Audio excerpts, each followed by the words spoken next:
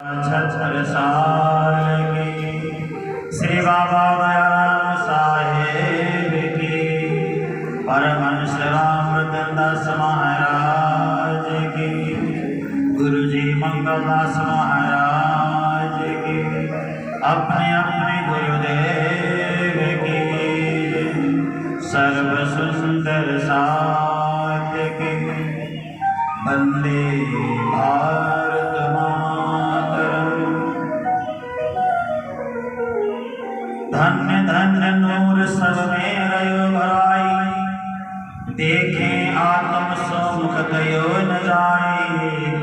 धन्य धन्य सात छक्यो अगमस्त, धन्य धन्य प्रेम मादी मामत, धन्य धन्य प्रेम माती श्री मामत। ये जो कही जागन सखी जाग चलो, बचन लिखे विचारियो जो कोई सुहागन। जाग चलो दिवसों मिलो सुख आनंद, अखंड अति घन सुख अखंड आनंद अति घन। प्रणाम सुंदर साथी प्रणाम। आज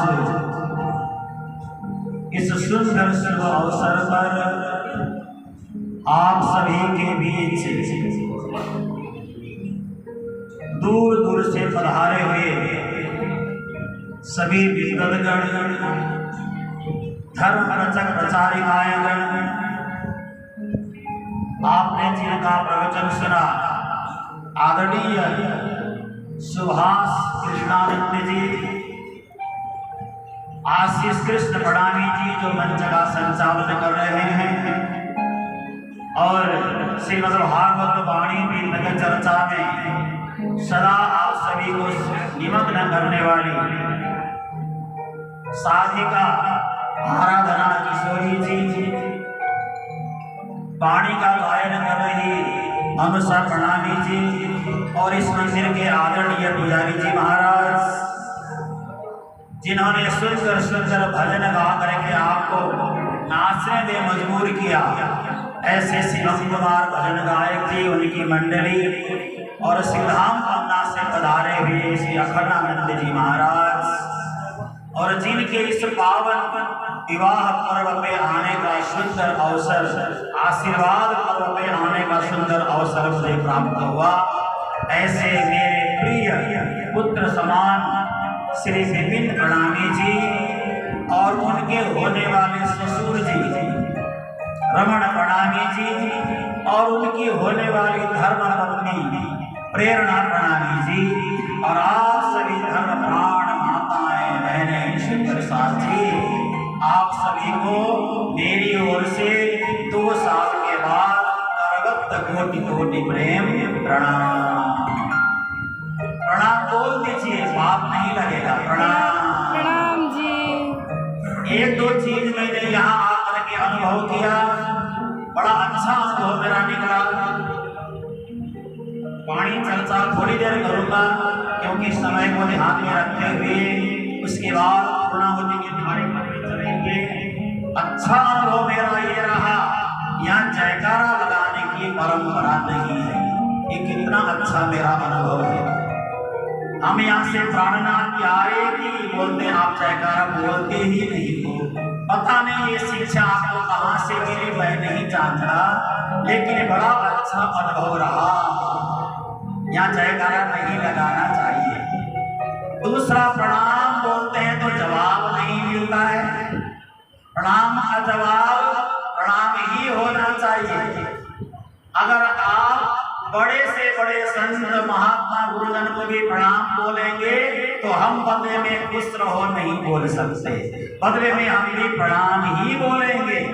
लेकिन यहाँ की सुंदर साथ कुछ गुमसुम, कुछ उदास, कुछ खोया खोया सा, कुछ टूटा टूटा सा, कुछ बिखरा बिखरा सा, कुछ अंतर से अत्यंत उदासी पर छाई हुई है, ऐसी मुझे अनुभूति हुई। क्यों? जयकारे का जवाब जयकारे में नहीं मिला, प्रणाम का जवाब प्रणाम में नहीं मिला। तो मैं सोच रहा था मैं क्या बोलूं, क्या शब्द प्रयोग करूं जो आप दोहराया जाए, उस शब्द का प्रत्युत्तर मुझे मिल जाए। प्रणाम सुंदर साची, प्रणाम जी। हाँ देखिए हमारे गाने में एक चौपाई आती है, आप सबको चौपाई कंठस्थ होना चाहिए। अखंड दंडवत करो प्रणाम, भैड़े भीड़ के भाजो महा। हमारा धर्म है प्रणाम करने वाला ही हमारा धर्म है, हमारा संप्रदाय है अपना आनंद प्राप्त करने वाला हमारा संप्रदाय है। जामनगर में सदगुरु श्री देवचंद्र जी महाराज ने 14 साल तक भागवत कथा सुनी, तो तब तक उनका नाम क्या था? श्री देवचंद्र जी था। आप सबको पता है उनका नाम श्री देवचंद्र जी था। जब परमधाम से श्री कृष्ण आए और श्री कृष्ण ने दर्शन दिया, दर्शन देने के बाद उनको परमधाम का आनंद मिला, तो श्री देवचंद्र जी क्या बन गए? निजानंद बन गए। इसलिए निजानंद स्वामी की क्या बात है, आप समझदार हैं, जल्दी समझ गए। उनका नाम देवचंद्र से निजानंद पड़ा। अब आपको एक प्रश्न मैं करना चाहूंगा। जब श्री कृष्ण ने दर्शन दिया श्याम जी के मंदिर में जामनगर में, दर्शन देने के बाद श्री कृष्ण ने एक शब्द पूछा, क्या तुम मुझे जानते हो? आपने अभी तक सुना, क्या आप मुझे पहचानते हो? तो श्री देवचंद्र जी ने क्या कहा? क्या कहा? क्या कहा? धनी हमारे तुम मेरे धाम के धनी हो, इतना मैं जानता हूं। अब एक प्रश्न मेरा आपके साथ है, अगर वो कौन सा स्वरूप आया है वहां पे? स्वरूप खेला जो वृंदावन में रास खेलने वाला स्वरूप आया है, और श्री देवचंद्र जी को पूछ रहा है क्या मुझे जानते हो? तो श्री देवचंद्र जी कहते हैं धनी हमारे तुम, आप मेरे धाम के धनी हो। तो स्वरूप खेला जो वृंदावन पूछ रहा है मैं कौन हूं? तो देवचंद्र जी जवाब दे रहे हैं धनी हमारे तुम। अगर ये श्री कृष्ण अक्षरधाम से और परम धाम से और रास से कहीं से भी आए हैं, आप समझ लीजिए अगर ये धाम के धनी नहीं होते तो श्री कृष्ण क्या कहते? नहीं नहीं देवचंद्र जी, आपने मुझे नहीं पहचाना, मैं धाम का धनी नहीं हूँ। मैं तो ब्रज में खेलने वाला कृष्ण हूँ, मैं तो रास में खेलने वाला कृष्ण हूँ, धाम के धनी और ही कोई है। लेकिन श्री देवचंद्र जी को श्री कृष्ण ने पूछा क्या मुझे पहचानते हो? उन्होंने कहा धनी हमारे तुम। तो श्री कृष्ण ने क्या कहा? तुम एता जानत, चलो आगे बताओ हम, आप इतना ही जानते हो, यानी आपने मुझे पहचान लिया, अब आगे हम बताते हैं। तो श्री कृष्ण क्या कह रहे हैं बताए? श्री कृष्ण कह रहे हैं तुमने परमधाम में कामनाएं की, इच्छाएं की, और पहली बार ब्रज में आए तो मैं तुम्हारे साथ था।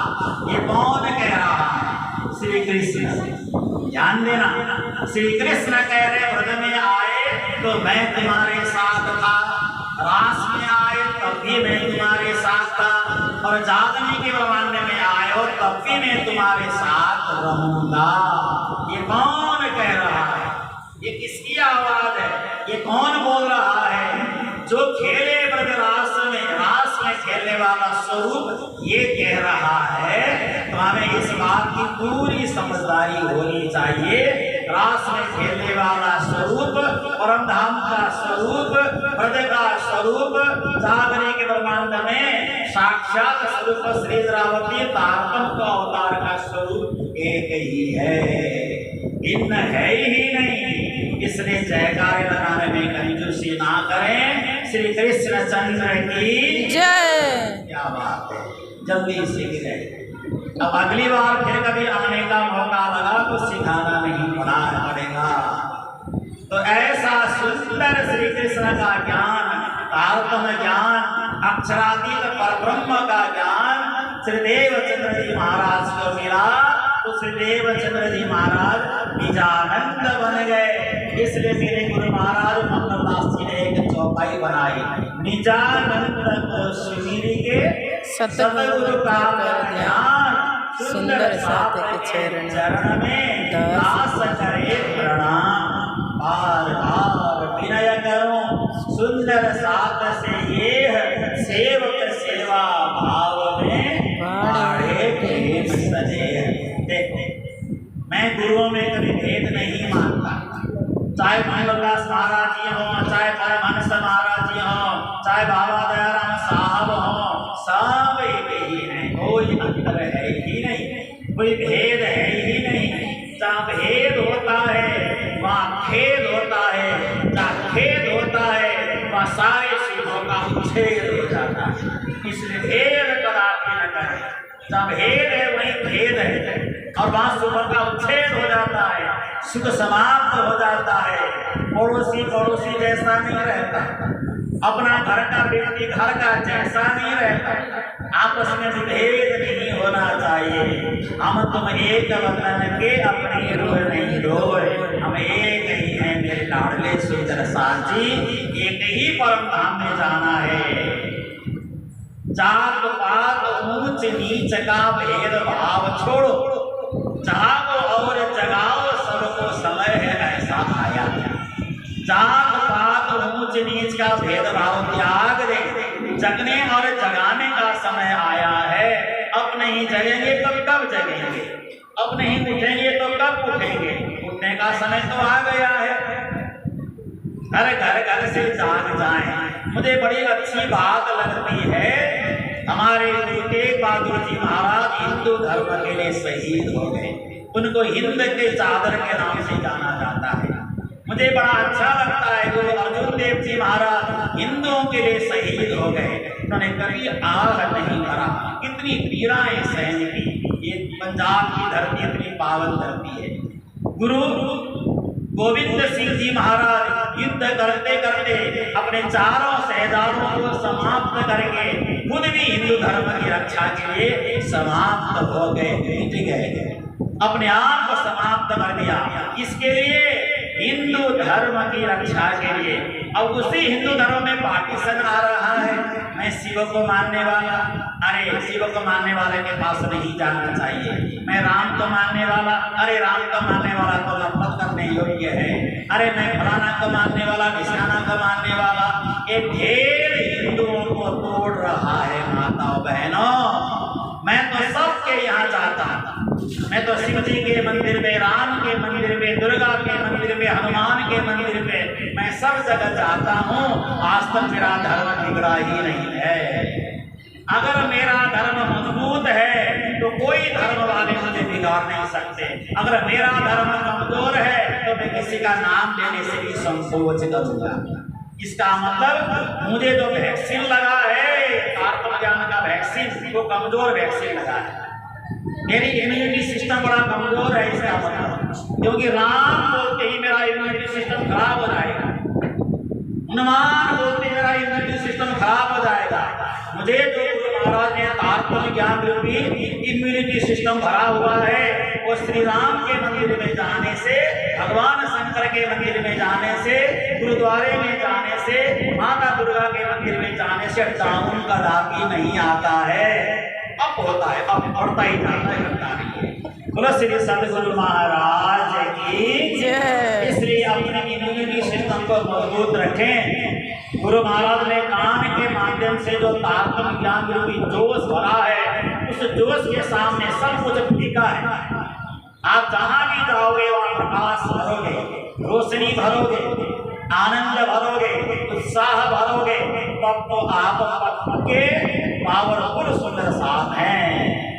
कई बार लोग बोलते हैं हम तो हनुमान जी का प्रसाद नहीं खाते, हम तो फलाने का प्रसाद नहीं खाते, और चमड़ी चढ़े हुए नलके से निकला हुआ पानी जरूर पीते हैं। जो टूटी में पानी आता है उसमें चमड़े का वासर होता है, वो पानी जरूर पिएंगे, लेकिन हनुमान जी के मंदिर में जाकर के सेब का प्रसाद नहीं खाएंगे। तो सेब का प्रसाद बढ़िया है, या टूटी से निकलने वाला, चमड़े से संबंधित होकर के निकलने वाला पानी बढ़िया है? मैं लोगों को कई बार प्रश्न पूछता हूँ, और मैं कभी कभी लोगों को एक प्रश्न और पूछता हूँ, सूर्य को क्या कहा जाता है? भगवान। सूर्य को क्या बोलते हैं? सूर्य नारायण। वरुण देवता को क्या बोलते हैं? जल देवता को वरुण देवता। वायु को क्या बोलते हैं? वायु देवता। पृथ्वी को क्या बोलते हैं? पृथ्वी देवी। अब देखिए, कई बार मेरा ये लोगों को मैं संबोधन करता हूँ तो ऐसी बातें मैं करता हूँ। वैसे मुझे वाणी, चर्चा, सत्संग, प्रवचन से ज्यादा राष्ट्रभक्ति की बातें मुझे करना ज्यादा अच्छा लगता है, लेकिन यहाँ पे माहौल के आधार पर सारी बातें बता रहा हूँ। एक जमीन में जो बीज लगाया जाए, आम की गुठली जमीन के नीचे लगाया जाए, जब वो पौधा बनाने के जमीन को फोड़ करके बाहर निकलता है तो कैसा होता है? वो ऐसा होता है पीला। अब उस पीले में वायु देवता का संबंध हो जाता है, हवा लगने के कारण वो पौधा हरा हो जाता है, सूर्य लगने के कारण उसकी वृद्धि होती है। अब इस तरह से होते होते होते होते वृक्ष विशाल बन जाता है। उस विशाल वृक्ष में आम का फल लगता है। आम के फल को वरुण देवता के खपेड़े बजते हैं, जल देवता के खपेड़े बजते हैं, सूर्य भगवान का जूठा लगता है। अब वो फल खाएं या ना खाएं? मेरा आपसे प्रश्न है, सूर्य ने भी जूठा लगा दिया, जल ने भी जूठा लगा दिया, हवा ने भी जूठा लगा दिया, उसको खाना चाहिए या नहीं खाना चाहिए? मेरा एक प्रश्न है आप सभी से। अगर खाना चाहिए तो सूर्य का जूठा है, तोते का भी जूठा होगा, वरुण देवता का भी जूठा होगा, सबका जूठा लग चुका है। 5 तत्वों का जूठा लगे बगैर घर तैयार नहीं होता। खेत में लगा हुआ खेत में लगा हुआ अन्न, सब अन्न धरती का जूठा लेकर के, और धरती का जूठा ही नहीं, कम से कम करोड़ों अरबों वर्ष हो गए धरती को बना हुआ।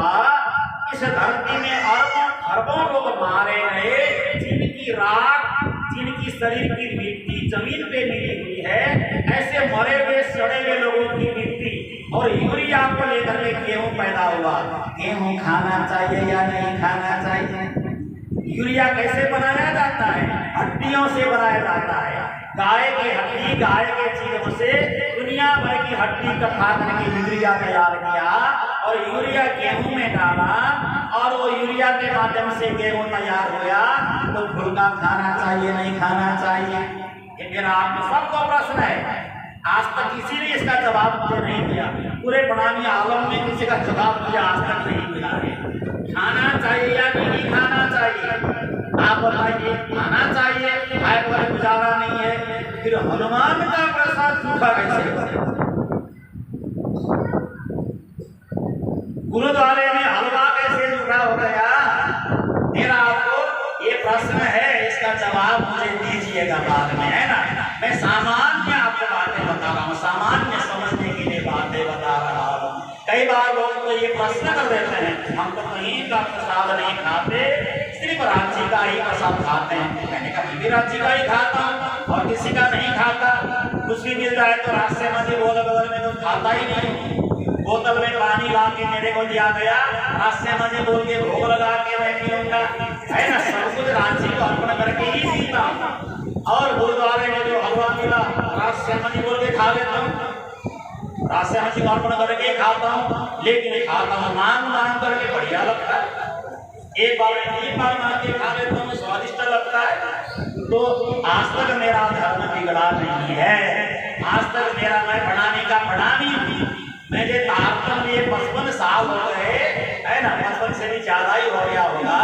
तो मैं आज तक बढ़ाने का बना भी हूँ, सभी जगह जाता हूँ, सभी से मिलता हूँ। कहीं कहीं लोग विश्व हिंदू परिषद के साथ मेरा जुड़ना है, RSS के साथ मेरा उठना बैठना है, तो RSS वाले विश्व वाले मुझे सभा में बुलाते हैं। वहाँ जाकर के बोलते हैं, स्वामी जी आपसे हवन यज्ञ की पूर्णाहुति आपके हाथ से करवाना है, ऐसा मेरे को बोलते हैं। हम चाहते हैं कि यज्ञ में अंतिम आहुति आप ही डाल दें, ऐसा लेने को बोलते हैं। आपके हाथ से यज्ञ की पूर्णाहुति करनी है। अब वहाँ पे इतने लोग हैं, 1000 लोग खड़े हैं, वहाँ में बोलूँगा नहीं नहीं मैं तो प्रणामी हूँ, मैं आहुति नहीं डाल सकता, ऐसा लेने को बोलना चाहिए, एक आहुति डाल देना चाहिए। आप प्रश्न उत्तर दीजिए मेरे को। हजारों लोग बैठे हैं, मेरे को काम धाम के साथ माला बना करके जय जय करके लिए सभा में ले गए। अंतिम आहुति नारियल आपके हाथ से ही हम डालना चाहते हैं, लाके नारियल दे दिया। नेता लोग भी वहाँ बैठे हैं, है ना। मैं कल ही में इससे मिल के आया, कल ही में पंजाब के गवर्नर साहब से मिल के आया। इसलिए मिला मैं, कल मुझे आना था, मेरे बच्चे ने कहा था मुझे आप कल ही आ जाओ। मैंने कहा बेटा कल इसलिए नहीं आ सकता, आज हमारे देश में 15 प्रांतों में धर्म परिवर्तन हो रहा है। ईसाई हिंदुओं को ईसाई बना रहे हैं, इस्लामिक लोग जिहाद छेड़ करके बैठे हैं। ये सब काम मुझे करना है। प्रणामी तो प्रणामी से बिगाड़ना नहीं है, मुझे ये काम करना है, हिंदुओं को हिंदू ही बना के रखना है। तो हिंदू हिंदू ही रहेंगे तो प्रणामी बनेंगे, और मुझे ये सब काम करना है। तो मैं ज्ञापन देने के लिए गवर्नर साहब के पास गया था। 40 बजे तक मेरी मीटिंग थी, वहाँ 1 बजे के आसपास, 12:30 1 बजे उन्होंने हमारे पत्र को स्वीकार किया। उन्होंने कहा कि ये सीधा पत्र मैं राष्ट्रपति जी के पास भेजूंगा, और मैंने बैठकर के बातें की। धर्म परिवर्तन करना कितना बड़ा है। मैं कभी किसी को प्रणामी बोलो नहीं बोलता, प्रणामी बोलो बोलना भी पाप है। आप अपनी बात बताएं, अपनी बात बताने के बाद अगर लोगों को अच्छा लगे तो सदस्य बन जाए। अरे तुम तो कहाँ विष्णु की पूजा कर रहे हो, प्रणामी बनो, ये बनो वो बनो। नहीं, विष्णु भी मेरे लिए आदरणीय है, राम भी मेरे लिए आदरणीय है ना, सब मेरे लिए आदरणीय है। लेकिन मैं उपासना एक ही करना, वो एक है मेरे पति वो है, बाकी देवर है, जेठ है, सास है, ससुर है, खाना तो पड़ेगा सबको, सम्मान तो सबको देना पड़ेगा। अब हमारी ये गुड़िया, दोनों दामाद ससुर साथ नहीं बैठे हैं, इनकी बिटिया की शादी इनके घर में हो रही है, और इस बच्चे के जेठ को अगर इनकी बेटी प्रणामी नहीं बोलेगी, बात ही नहीं करेगी, तो क्या पति की इज्जत होगी या नहीं होगी? आप जवाब तो मेरे को, इज्जत बनेगी पति की? हम तो क्या समझ के लाए थे, मेरे बड़े भाई को प्रणाम कर नहीं कर रहे हो, मेरे माता पिता का प्रणाम कर नहीं कर रहे हो, और लड़की ये कि मैं तो तुम्हें जानता हूँ, तुम दुल्हा, मैं दुल्हन और मैं जानूंगा, मैं तो किसी को नहीं जानता, मेरा पति ही परमेश्वर, बाकी सब कुछ भी नहीं है। तो पति को कैसा लगेगा, देवर को कैसा लगेगा, सास ससुर को कैसा लगेगा? इसलिए सारे जगत के देवी देवता सब हमारे हैं, सब हमारे, इनके बगैर हमारा पिंड कभी नहीं छूटने वाला। वरुण देवता के बगैर काम नहीं आता है। ये बिल्कुल बोतल में तो बने, क्या किसको डाल दिया? वरुण देवता को डाल दिया है ना।